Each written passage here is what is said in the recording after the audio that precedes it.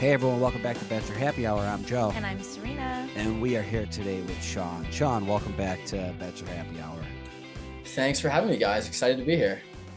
Of course, yeah, you quite entertaining this season, I have to say. I'm a Sean fan. Joe loves you.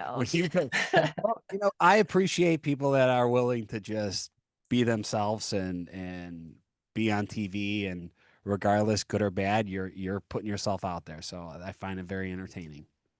Thank you. I was trying to be as authentic as I possibly. I'm pretty much the same, like on camera and off. So like, I didn't think. Yeah, I think a lot of people go through it and they're like, everyone wants to be on TV. No one necessarily wants to make a TV show, if that kind of makes sense. Where everyone's so focused on like, oh, how's it gonna look? Is Bachelor Nation gonna like me or not? Like, I'm just in a situation where it's like, there's $500,000 on the line. I'm gonna do exactly what I think's, the right move or like what puts me in the best position. But I appreciate, Joe, that you're a fan. That makes maybe one in the entire world. So we'll see. All right, so you go on Paradise, the last season, correct? You were on the last season of Paradise. What Yeah, made season 9. what made you want to come back? The AC, new location. I think it was like kind of an easy choice. I knew if I like watched it back, I'd have FOMO, not going to experience something new, like a brand new resort, new production team, new concept, I guess, from a show standpoint. And I always have fun when I'm filming. It's so unique. It's so different than what my day-to-day is. So it's kind of an easy choice. Yeah, yeah, that makes sense. So you get there. Did you expect not to be original cast?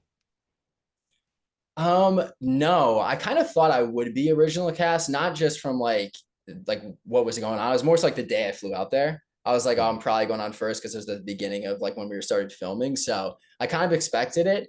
I was really kind of disappointed when I was an original cast, but in the end, I think it worked out better for me in terms of like going in at the right point. But yeah, I expected to be OG cast originally. So you get down there. What's that first day like?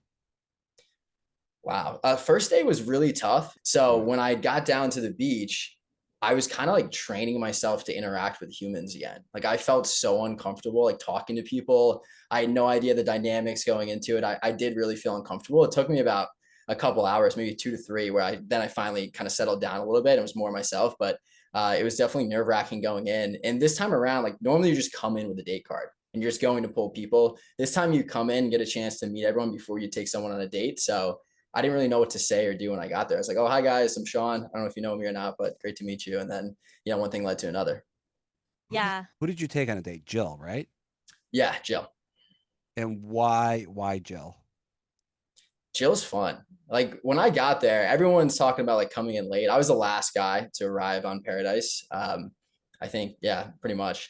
When I got there, it was really the only people open were Jill and like somewhat Alex at that point. And I remember the first night I got there, I was hanging out with Jill and we just had like a fun banter.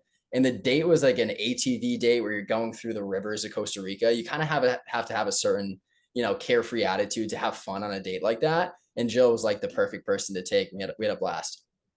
Going into Paradise, was there anyone that was on your list of people that you wanted to meet?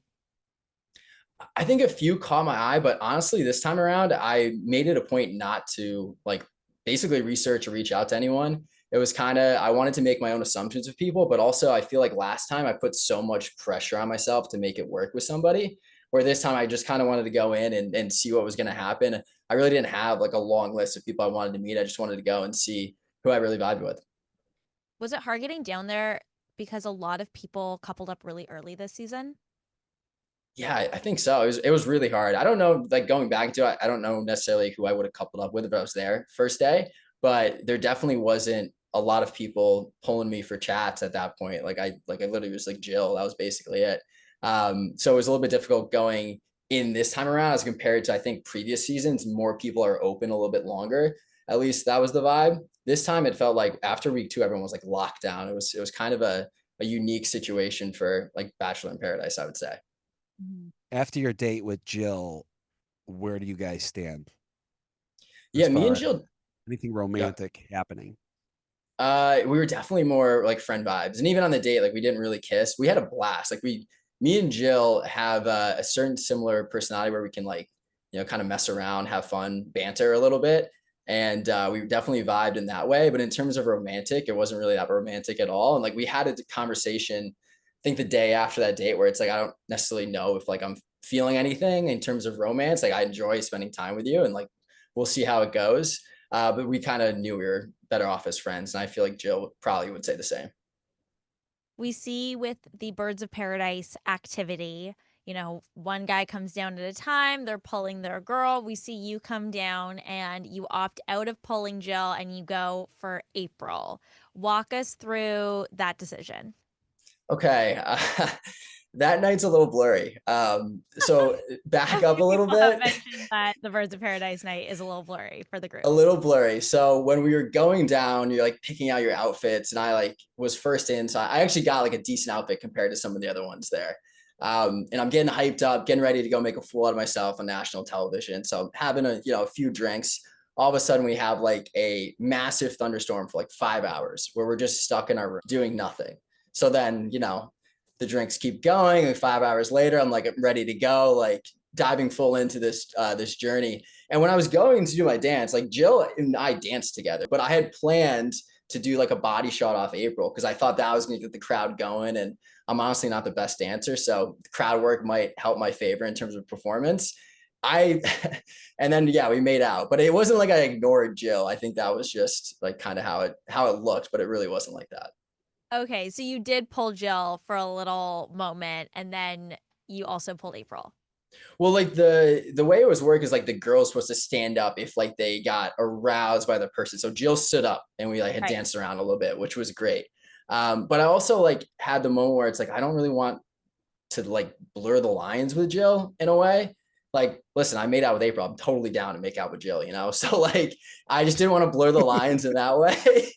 So for the bit, but so Yeah. like I just didn't want to have any confusion. Like we were friends and that was totally fine. And like she's an awesome person. Were I you get what you're saying. Like you had established that it was a friend connection. You didn't want to then pull her, make it a romantic thing in the game, and then maybe generate some confusion. Whereas, like, obviously, April, there's less risk of confusion there. Yeah, for sure.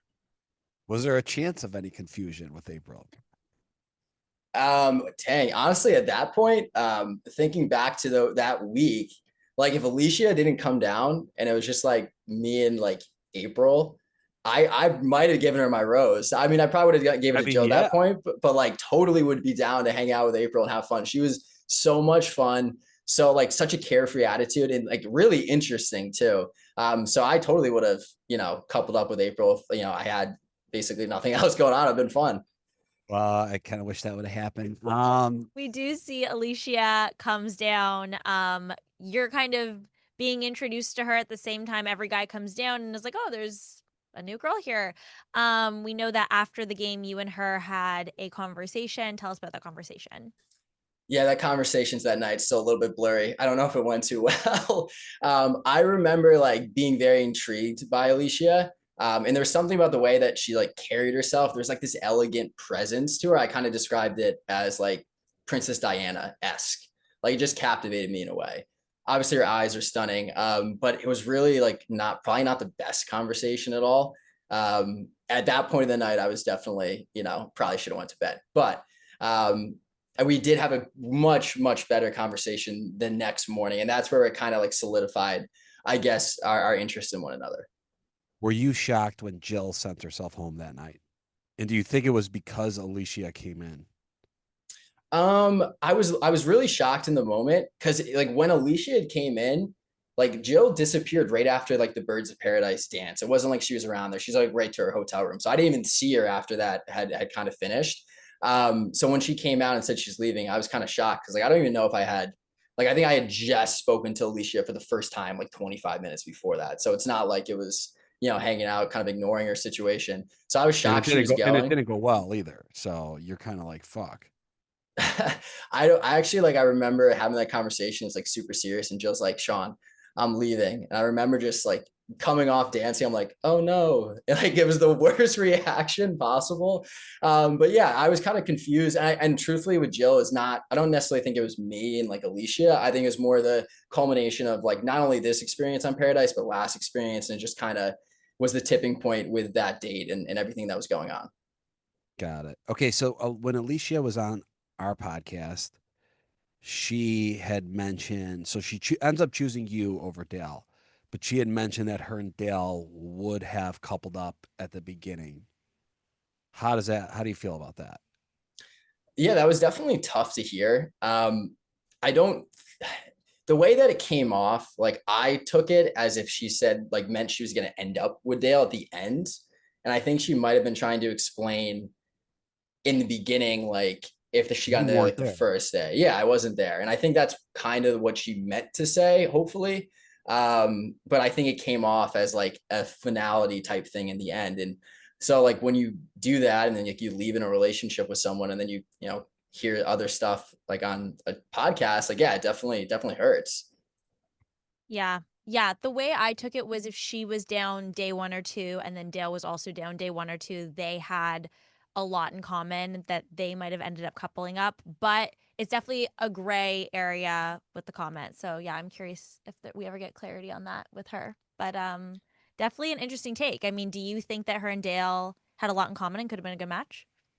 No, Oh, like okay. I don't think so. I mean, like this was what was weird for me because even like hearing that comment and like watching it, like the show is like portraying like there was that like spark or whatever, like they were like thinking about it. I Mhm. never once thought that. Like I felt so secure with Alicia the entire time. Like even if like her, Dale, and Kat were talking, or just her and Dale, like wouldn't even think anything of it.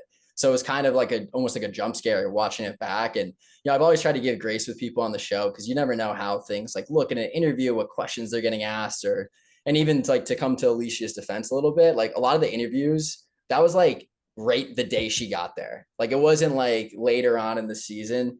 It was like the day she got there, that's her first reaction. I was like, you know, probably 15 glasses of champagne deep at that point. Like I would probably be okay with her saying that she might have a better conversation with Dale at that point. If it was like later, that'd be a different story. But yeah, it just sucks to hear regardless, you know? Yeah. Okay, so Jesse comes down and introduces basically a new element to the show that completely changes the show. It goes from a dating show to now a dating show slash competition show. There's 500,000 on the line. You, as we see, especially in this current episode, you're really playing the game, which is understandable because it is now a game. Who else was on the same page as you, not just like where you wanted to vote, but as far as like, oh, this is a competition now. Yeah, it was strange. Like the reaction, even when it was announced it was $500,000, I was psyched. I was like, this is really cool. So I get to do the same thing we're doing currently, but now there's a chance to win money at the end. I was like, this is an awesome, like fun opportunity. People's reaction to the money was like shocking to me. Like there was people complaining about it too, and I'm like, guys, like I've done Paradise before. Like we're doing the same thing we'd normally be doing. It's just now there's money involved. It's gonna be fun.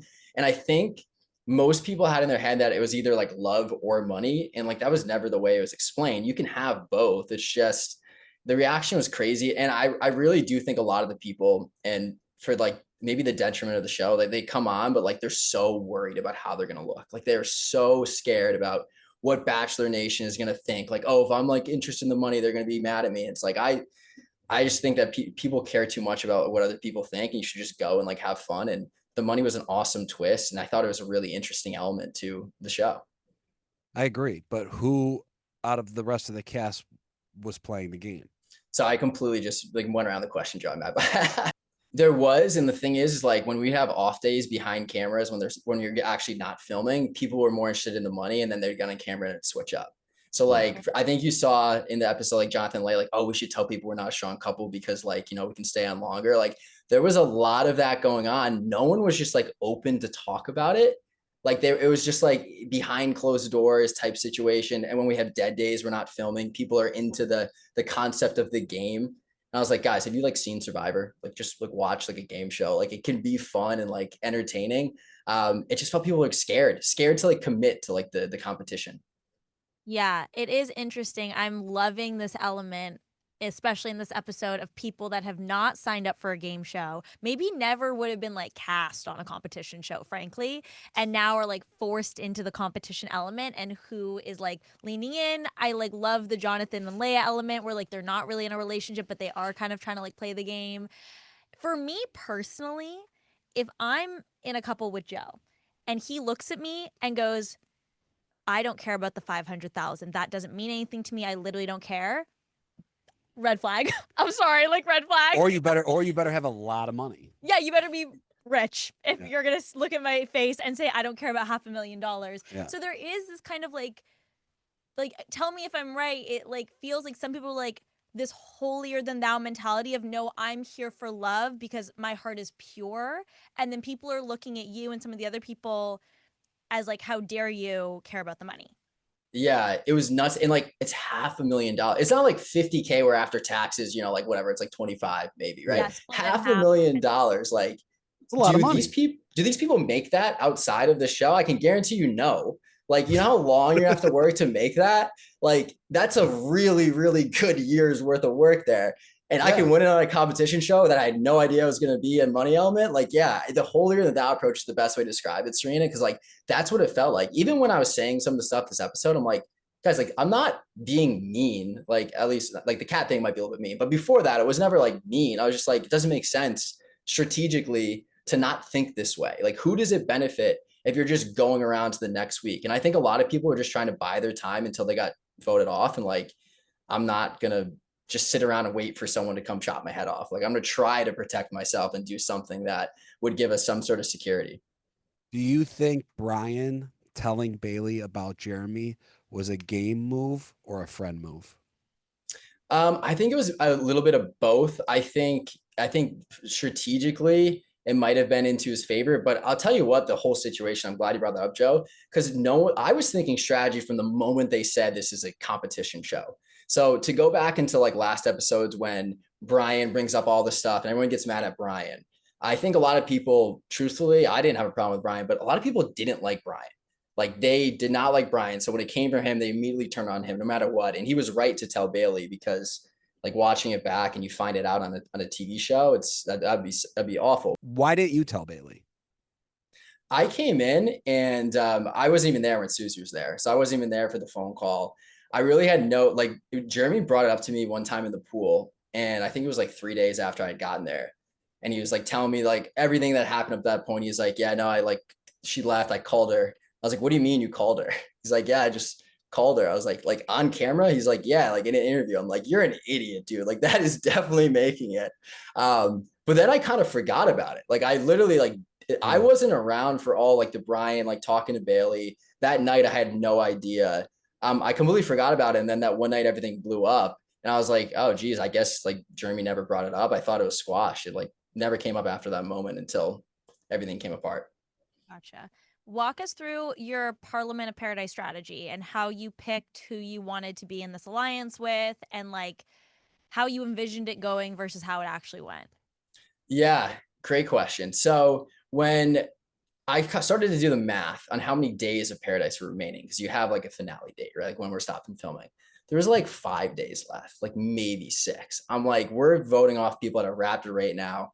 I was like, I'm fine this week, but like next week, it's gonna be me and Alicia. Like I knew that. Like no one, like if you see the way it went, like that was kind of the way people were gonna go. So I was like, if I wait until next week to start doing stuff, it's gonna look like my back's against the wall and like they're not gonna trust me. If I do it in advance, I think the people would trust me and like they would know that I would have their back going in to try to set up like the final 4.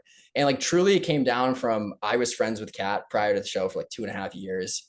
I knew Jeremy beforehand. And Alicia was friends with Alex and Bailey. They were from their season. Like that's kind of how it came out. And then like at the end of the day, like Spencer and Jess, like I don't want to go up against them in the end. Like however this is going to end, whether it's like, I don't know, like the audience votes. Like I'm not going to win the vote against like Spencer and Jess. If it's like if like let's say a jury comes back and votes, like, I'm not going to win that if I'm going against them. So like trying to like facilitate Alicia and I up to have the best success moving forward. And like the people I involved, they'd all like expressed interest. Like, and that was like where it was kind of shocking the way it came off. They downplayed it. And I think that they kind of caught on that no one else was like thinking strategically. So then they like backed out. But like each one of them was like game off camera to a degree. Like I was like, what are you thinking about this? Like, yeah, I agree, all this type of stuff. And then like when it came actually time to like put it out there and like do it, completely backed out. And then that's what you kind of see happening. Yeah. I feel like the energy that's going on is like the people that are in the strongest couples are safe, and they're going to slowly pick off the people that are either in a friendship couple or not in a strong couple until it's basically only the serious relationships left. However, we then see them vote out Brian and Priza, who, from an audience perspective, are in a much stronger relationship than Leia and Jonathan or Kathy and Keith. How do we get from point A to point B? Yeah, it seemed like again, like I would say kind of the holier than thou approach type situation. Like they didn't like Brian, they voted him off. Like I don't understand where the concept went awry. It was kind of selective in terms of who they put that onto. Like, oh, Jonathan and Leia are cool with people because they won their season. Like they're not going to vote them off. But like Brian and Priest are fair game. So that was like a little bit interesting in terms of like how we left the plot and voting out like picking off couples. But like the thing is, like we were going to get down to a point where everyone was a couple. So like, how are you going to vote then? Like, is it just automatically that if you were there earlier, staying longer? Like that didn't make sense to me. Like there was probably stronger couples that maybe formed later. So it was, the whole thing was a little bit confusing and no one was thinking like a couple steps ahead. It was only like in this moment, like this day, how are you going to feel? And like, I was trying to think a little bit further down the line. I think you're kind of like the victim of this being the first time the show does this, and because you went so, and you did go a little too hard with the strategy, because that just put a target on your, like, if I was down there and then people are like, let's just go Sean, and the numbers were on you, I'd be like, yeah, he's an easy target, just get it off me, because I think that's a big part of the game element too, is like, as long as it's not me, I don't really care who it is, because I'm just trying to get to the end. But you get pretty worked up over Kat, which seems pretty reasonable because we see in the episode kind of clips of you standing up for Kat. She also did come on our podcast and say, going into the season, you guys were good friends, and that she would like call you about guy stuff and you would call her about girl stuff. So what goes wrong? Yeah. Great question. I actually don't even know if I still know the answer to that. And like the way I describe friends in this world is like I have like my Bachelor Nation friends that I'll see at an event. I'll see out if I'm in their city, but I'm not like calling them to like hang out, you know. Kat was like a real friend like outside of this, where like we would talk pretty frequently on the phone. Like, you know, we caught up before Paradise, like when she was in Tampa for the holidays, like met her like some of her sister, I think. So like she was like an actual friend. And I don't know. Like I really don't know. I think that in her mind, I was trying to get people to turn against her, which was like never the case. Like if I didn't win, I wanted Kat to win, like the money. And I think it was just a game of telephone. And I don't necessarily know all the details because we don't get to see everything, but I think it was more so, like you said, Joe, where like people were trying to put the target off their back. So then that shifts it onto me. It's like, oh yeah, he's gonna do this. He's not. You can't trust him. All that type of things. But yeah, it kind of went awry, and then I just felt like pretty betrayed at that moment. And I was like, the one person who I thought I could trust, but I actually don't even know what honestly happened. Like, I don't know if I'll ever truly know the situation. Yeah, watching it, she definitely seems to hesitate on wanting to speak to the fact that you guys are friends. And it does feel like she is calling your character into question. I think she says like she feels like you're not moving with integrity. And she's really, really upset by the conversation, as are you. I guess my question is like, do you think it was miscommunication? Do you think that if you had maybe not moved in such a like aggressive strategic way, this wouldn't have happened? Like, what do you think was the fuel to this fire? I think it was a combination of everything. I think that the strategy portion, like to make a good analogy, yeah, I went hard on the strategy, but I describe it like the Seahawks like throwing a pick to Malcolm Butler on the goal line in the Super Bowl. Like everyone went back and was like, that's a terrible move. You shouldn't have done that. You should run the ball. But if it had worked, it'd been a great play. Like had they like bought in, it would have created like an element of like security for like all the couples within that, especially Kat. And I think it was more so that she thought I couldn't be trusted in general because I was talking so strategically. But in reality, the only people that should have been mad about that were Jess and Spencer. Like Alex and Andrew, like Bailey and Jeremy, Kat and Dale, like you were a part of like the group where I wasn't trying to like get people voted off. Like I was going to protect you. So I think it was more so people trying to get the target off the back. Once they like saw I was rubbing people the wrong way, they like piled on. And like there was some stuff that I got told that people thought I said. I was like, I've never said that. Like I said, I was like saying mean things to Jonathan. I was like, I never said anything mean to Jonathan at all. So I think it was just a game of telephone that spiraled out of control. And then it came to a front with the Kat conversation. How did it feel when she went back to Dale and then Dale and you kind of got into it? Yeah. I mean, what am I going to say to Dale? Like, I mean, we've seen like kind of this. I was like, what? Oh, sorry. I didn't want to get into like an argument with Dale over something that I didn't even know what Kat said. Like, she said I cussed her out. Like, I don't think I cussed her out. I think I used a cuss word, like saying I would never like effing do that to you. But like at that point, like I didn't even care. Like I was like, I felt so betrayed. No one was like looking at me. No one was looking me in the eye. No one would come up to me. Like it was really awkward. I just wanted to go with Alicia and like just be done with it, the whole situation. So I kind of just like, yeah, I'm done. That's not even worth an argument. Yeah. Were you part of the idea to just self-eliminate?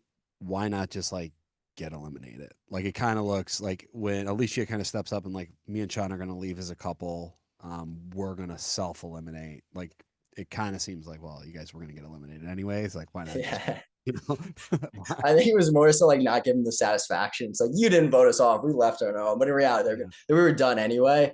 But yeah, it was like whatever, like we're done. And like Alicia felt betrayed by her friends too. Like we just weren't, it wasn't fun anymore. Like it was like I was enjoying the hell out of Paradise and it just didn't become fun. And truthfully, there was like no way we were gonna like go. We were gonna be gone the next week anyway. After this, there's no way we're like staying. So it was just Well, time to go. if you would have won, because you guys almost won. So if you did stay next week and then won, you stood a chance. Won We the had yeah, won the competition. We would have had to win a competition, and like I had some great ideas if we won. Like believe me, the strategy element. So this You was were funny. not taking your foot off the gas, eh? But I think people like, and people have came to me afterwards. Like I probably should have listened to you a little bit more, like towards the end, because obviously you know how it ends. But I wanted to be able to like control the game in a way, right? And there's certain elements to it where you could like have an impact in the voting without just yourself.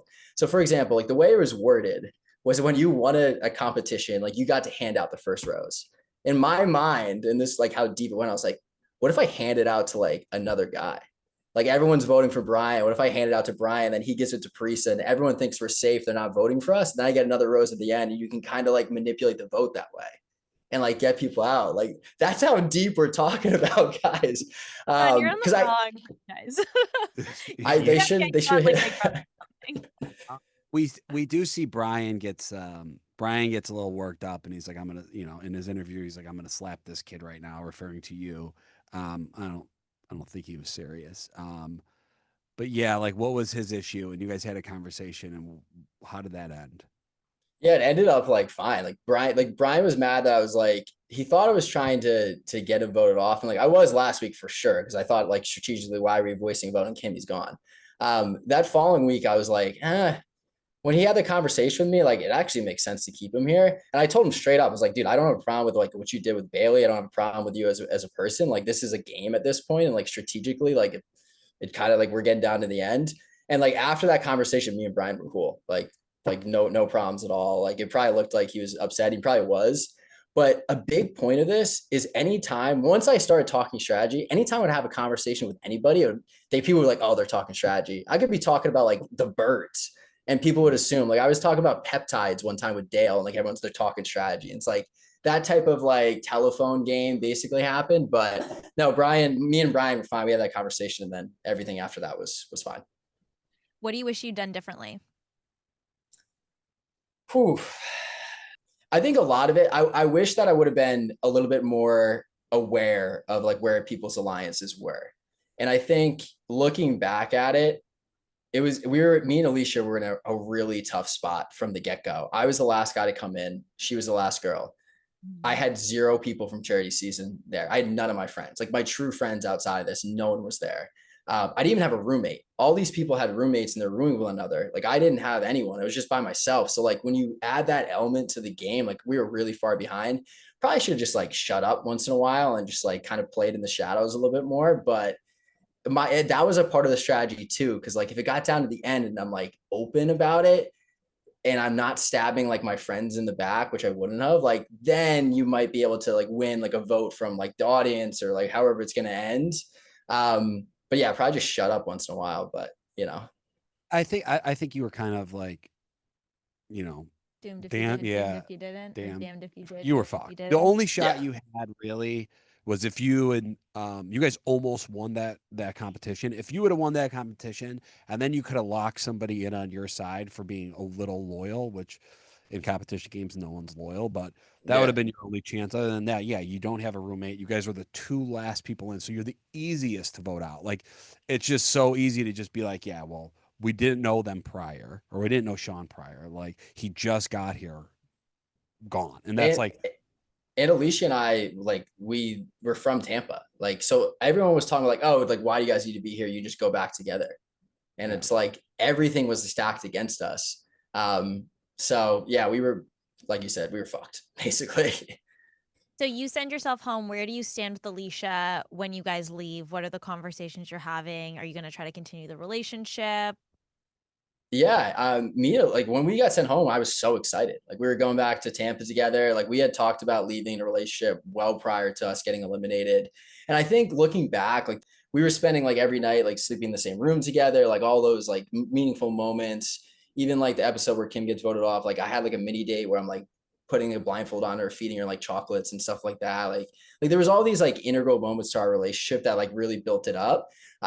Didn't really see it at all, but I was excited. I was like, we need to go back and like hang out with her. I thought I found like the most amazing person. I was like incredibly excited about our relationship. So yeah, I like couldn't wait to get back to Tampa.